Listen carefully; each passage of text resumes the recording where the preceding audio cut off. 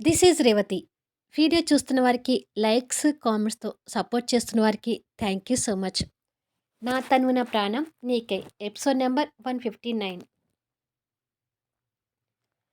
Eshwar Kalyan car వెళ్ళిపోవడం చూసి నవ్వుకుంటూ, మా చెల్లెలు నన్ను రమ్మంది అంటే ఇక ఈ ఐశ్వర్య నిలయానికి నాకు దారి దొరికినట్టే అని అనుకొని గేట్ దగ్గరికొచ్చి లోపలికి వెళ్ళబోతుండగా సెక్యూరిటీ అతన్ని ఆపి, ఏయ్ ఏంటి అలా డైరెక్ట్గా వెళ్ళిపోతున్నావు అంటూ సెక్యూరిటీ సీరియస్ అవుతాడు.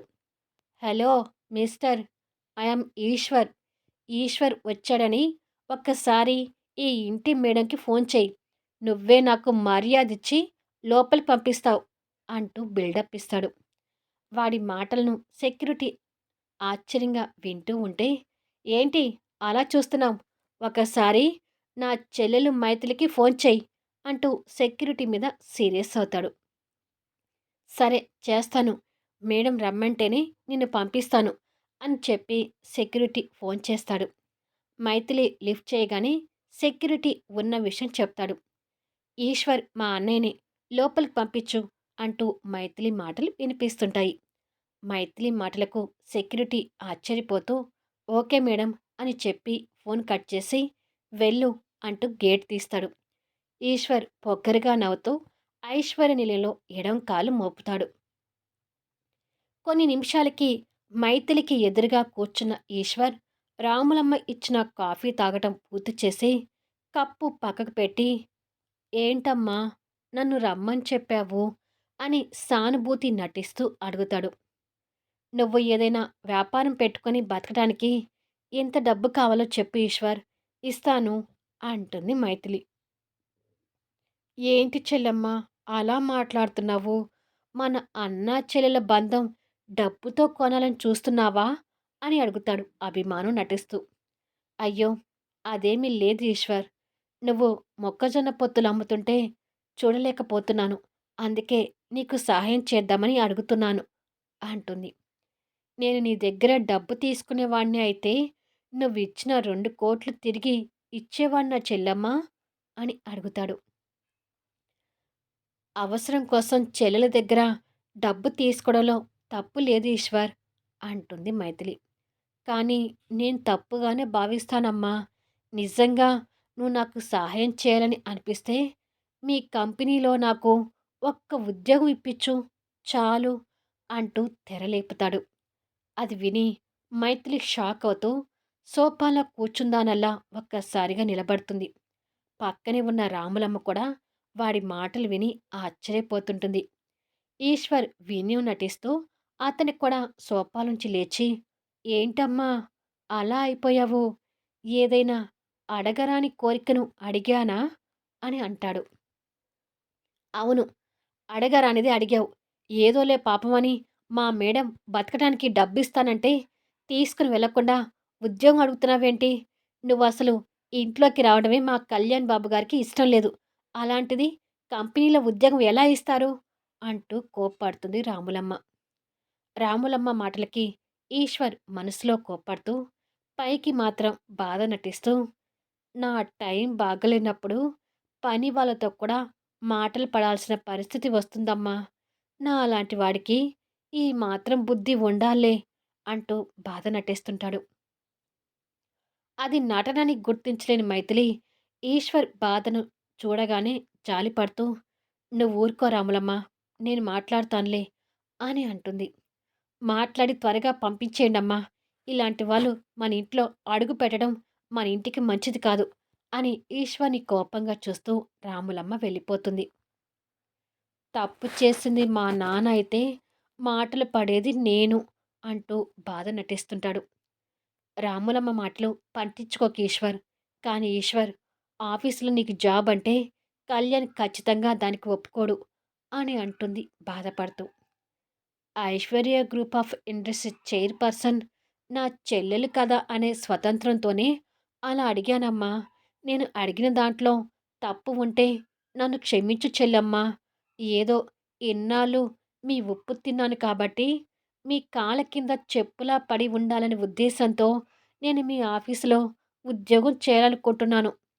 పోనీలే అమ్మా, నేను ఇలా మొక్కజొన్న పొత్తులు అమ్ముతూ మా అమ్మని పోషించుకోవాలనే రాత ఉండి ఉంటే నువ్వైనా ఏం చేయగలుగుతావులే అని 2 కన్నీటి బొట్లు కార్చి వస్తానమ్మా అని చెప్పి వెళ్ళబోతుండగా, పోనీ ఇంకా ఎక్కడైనా నీకు ఉద్యోగం ఇప్పిస్తాను చేసుకుంటావా ఈశ్వర్ అని అడుగుతుంది. నీ మాట కాదనలేకే ఎవరైనా నాకు ఉద్యోగం ఇచ్చినా ఇప్పుడు రాములమ్మ అన్నట్టే నన్ను మాటలంటారమ్మా. అందరితో నేను మాటలు పడాలని నీకు ఉంటే నీ ఇష్టం అంటాడు కన్నింగ్ లుక్స్ ఇస్తూ. మైథిలి సైలెంట్ అయిపోయి బాధగా చూస్తూ ఉంటుంది. నా గురించి బాధపడకు చెల్లెమ్మా. మొక్కజొన్న పొత్తులు అమ్ముకుంటూ మా అమ్మని పోషించుకుంటానులే. ఇక వస్తాను అని చెప్పి ఈశ్వర్ 2 అడుగులు వేసేసరికి, ఉండు ఈశ్వర్, నేను కొంత అమౌంట్ తెచ్చిస్తాను అని అంటుంది. వద్దమ్మా! నేను మా నాన్నలాగా కాదు. నాకంటూ ఒక ఆత్మాభిమానం ఉంది. నువ్వు డబ్బులిస్తే తీసుకోలేను. మొక్కజొన్న పొత్తుల బేరం ఆగిపోతుందమ్మా! ఇక నేను వెళ్తాను అని చెప్పి ఈశ్వర్ కన్నింగ్ స్మైల్‌తో వెళ్ళిపోతాడు. మైథిలి బాధగా ఆలోచించుకుంటూ అక్కడ సోఫాలో కూలబడి, ఈశ్వర్ టాపిక్ మన మధ్య ఇంకొకసారి రాకూడదని కళ్యాణ్ చెప్పడం గుర్తు తెచ్చుకొని ఎలాగైనా కళ్యాణ్ ఒప్పించి ఈశ్వర్‌కి కంపెనీలో ఉద్యోగం ఇప్పించి తీరాలి అని అనుకుంటుంది. మధ్యాహ్నం 2 అవుతుండగా ఆఫీస్ క్యాబిన్‌లో ఉన్న సూర్య ఫైల్స్ ఉన్న స్టోర్ రూమ్‌లోకి వచ్చి ఫైల్స్ వెతుక్కొని తీసుకెళ్తుండగా, ఆ పక్కనే ఉన్న డిన్నర్ హాల్ నుంచి భాను, క్రాంతి అప్పుడే లంచ్ బాక్స్‌తో ఎంటర్ అయ్యి వాళ్ళ మాటలు వినిపించడంతో వెళ్ళబోయిన సూర్య అక్కడే ఆగిపోతాడు. ఇంకా నా దగ్గర నిజాలు దాచాలని చూడకు క్రాంతి. కొన్ని రోజులుగా నిన్ను, సూర్య సార్‌ని గమనిస్తూనే ఉన్నాను. ఈ ఆఫీస్‌కి రాకముందు నువ్వు వన్ సైడ్ లవ్‌లో ఉన్నావని నాకు చెప్పిన విషయమే కదా! నువ్వు లవ్ చేసింది సూర్య సార్ అని నాకు పూర్తిగా అర్థమైంది అని మాట్లాడుతూ డైనింగ్ టేబుల్ దగ్గరికి వచ్చి కూర్చుంటారు. సూర్యకి వాళ్ళ మాటలు స్పష్టంగా వినిపిస్తుంటాయి. క్రాంతి బాధపడుతూ, నీకు తెలిసాక కూడా నేను దాచిపెట్టడంలో అర్థం లేదు. నేను ప్రేమించింది సూర్యనే.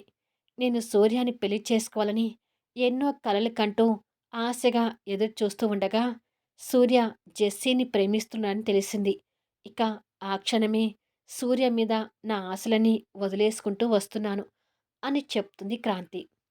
అంటే క్రాంతి, సూర్య సార్ జెస్సీని ప్రేమిస్తున్నందుకు నీకు బాధగా లేదా అని అడుగుతుంది భాను తనని జాలిగా చూస్తూ.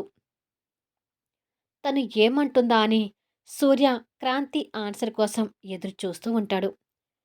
ఎవరి అభిప్రాయాలు వాళ్ళవి బాను. సూర్యకి జెస్సీ నచ్చింది కాబట్టి తనని ప్రేమిస్తున్నాడు. నా మీద ద్వేషాన్ని నింపుకున్నాడు కాబట్టి పగ సాధిస్తున్నాడు. పగ ఉన్న చోట ప్రేమ ఎప్పటికీ నిలబడదు అని కన్నీటి పొరలతో చెప్పి, సరే నాకు వర్క్ చాలా ఉంది. త్వరగా లంచ్ చేద్దాం పట్టు అని చెప్పి ఇద్దరు లంచ్ బాక్స్ ఓపెన్ చేస్తారు. క్రాంతి మాటలు వినేసరికి సూర్య మనసు భారంగా మారిపోతూ ఫైల్ తీసుకొని క్యాబిన్లోకి వచ్చి అదే బాధతో ఆలోచిస్తూ కూర్చుంటాడు. అదే సమయంలో శకుంతల గారు ఆఫీస్కొచ్చి మోహన్కి క్యారియర్ విప్పి భోజనం వడ్డిస్తూ శ్రేయ ఆర్యాల సంభాషణ గురించి చెప్తుంటుంది. మోహన్ హ్యాండ్ వాష్ చేసుకుని వచ్చి కూర్చుంటూ వాళ్ళ స్నేహితులిద్దరూ మాట్లాడుకుంటూ ఉంటే వాళ్ళ మాటల్ని నువ్వెందుకు విన్నావమ్మా అని అడుగుతాడు. నేనేమీ కావాలని వినలేదురా. వాళ్ళు మాట్లాడుతూ ఉంటే వాళ్ళ మాటలు నా చెవిలో పడ్డాయి.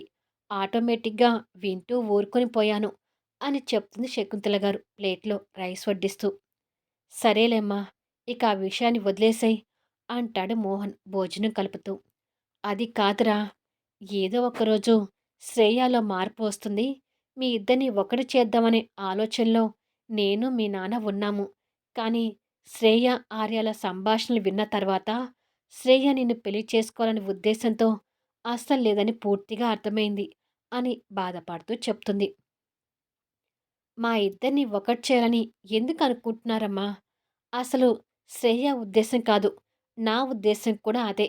ఆ అమ్మాయిని పెళ్లి చేసుకునే ఆలోచనలో నేను కూడా లేను. మీరు కూడా అలా ఆలోచించవద్దు.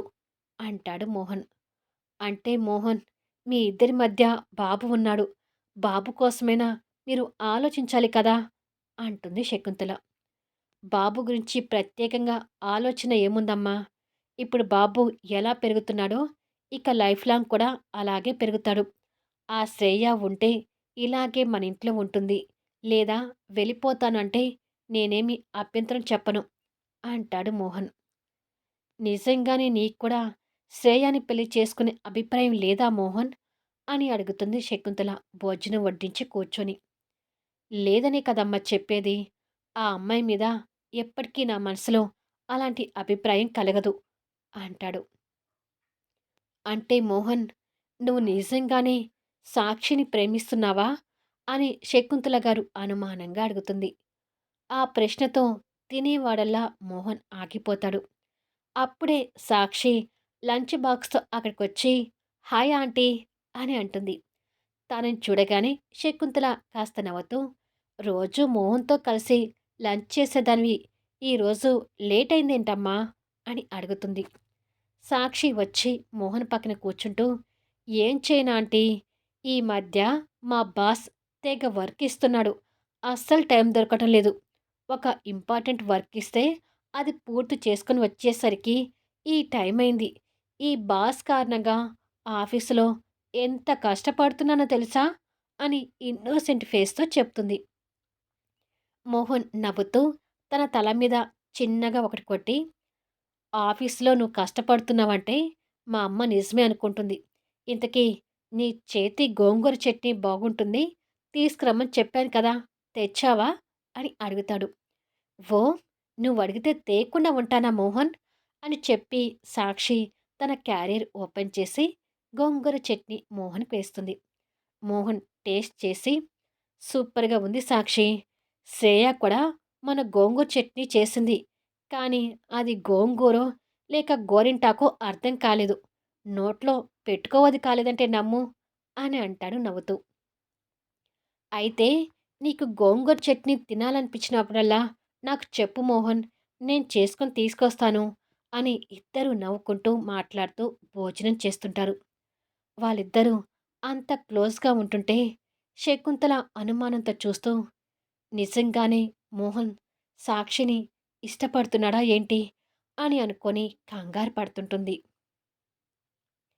జెస్సీ చేసిన ఘనకార్యం గురించి తండ్రికి చెప్తుంటే అది విని పరశురాం ఆశ్చర్యపోతుంటాడు. జరిగిన సంఘటనతో సూర్య ఎక్కడ ఆ క్రాంతికి, కళ్యాణ్‌కి దగ్గరవుతాడేమోనని భయం వేస్తుంది నాన్నా అని అంటుంది. అలా ఎందుకు చేశావు జెస్సీ? వాళ్ళు ఒకటైతే ఇంకేమైనా ఉందా? అంటాడు పరశురాం కంగారు పడుతూ. ఒక్కటి కావద్దనే కదా నాన్నా నా ప్రయత్నం అంతా. ఇలాంటి ప్లాన్స్ 100 వేసైనా నేను అనుకున్నది సాధిస్తాను. సూర్య, క్రాంతిని మనస్పర్ధలతో దూరం చేసి తీరుతాను. మీరు ఆ కళ్యాణ్, సూర్య మధ్య ఉన్న చిచ్చు పెట్టి ఆలోచనలో ఉండండి అని ఇద్దరు వాళ్ళ ప్లాన్స్‌లో ఉంటారు. సాయంత్రానికి కళ్యాణ్ స్కూల్ నుంచి చెర్రీని తీసుకొని ఇంటికి చేరుకుంటాడు. రాములమ్మ ఎదురు వెళ్ళి కళ్యాణ్ చేతిలో ఉన్న చెర్రీ స్కూల్ బ్యాగ్ అందుకొని, కాఫీ తెచ్చివ్వమంటారా బాబుగారు అని అడుగుతుంది. వద్దులే రాములమ్మ, నేను అర్జున్ ఇంతకుముందే బయట కాఫీ తాగాంలే అంటాడు. అవునా అని, నీకోసం స్నాక్స్ పాలు రెడీ చేసి పెట్టాను చెర్రీ, వెళ్ళి ఫ్రెష్ అయ్యరా అని చెప్తుంది రాములమ్మ చెర్రీని చూస్తూ. సరే ఆంటీ అని చెప్పి చెర్రీ వెళ్ళిపోతాడు. మైథిలి రూమ్‌లోనే ఉంది రాములమ్మ అని అడుగుతాడు కళ్యాణ్ తన కోసం వెతుకుతూ. ఆ, పైన రూమ్‌లోనే ఉంది బాబుగారు అని రాములమ్మ చెప్పగానే, సరేలే అని చెప్పి కళ్యాణ్ పైనున్న రూమ్‌లోకి వెళ్తాడు.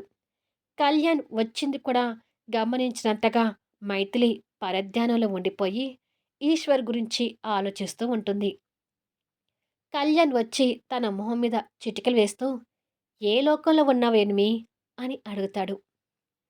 మళ్ళీ నెక్స్ట్ ఎపిసోడ్‌లో కలుద్దాం. ఆ తర్వాత ఏం జరగబోతుంది? ఈశ్వర్ జాబ్ గురించి అడిగిన విషయం మైథిలి కళ్యాణ్‌కి చెప్తుందా? ఈ విషయం మీద ఇద్దరికీ ఏమైనా మనస్పర్ధలు వస్తాయా? శకుంతల గారు అనుమానిస్తున్నట్టుగా మోహన్, సాక్షి మధ్య ప్రేమ ఉందా? సూర్య, క్రాంతి మధ్య దూరం పెట్టడానికి జెస్సీ ఏం ప్లాన్ వేయబోతుంది? అద్భుతమైన కథనంతో ఆసక్తికరంగా సాగిపోయే కథా వీడియోస్‌ని మిస్ కాకుండా చూడండి. కథ నచ్చితే లైక్ చేయండి, కామెంట్ షేర్ చేయండి, సబ్స్క్రైబ్ చేసుకొని ఛానల్ షేర్ చేస్తూ సపోర్ట్ చేయండి. Thanks for listening.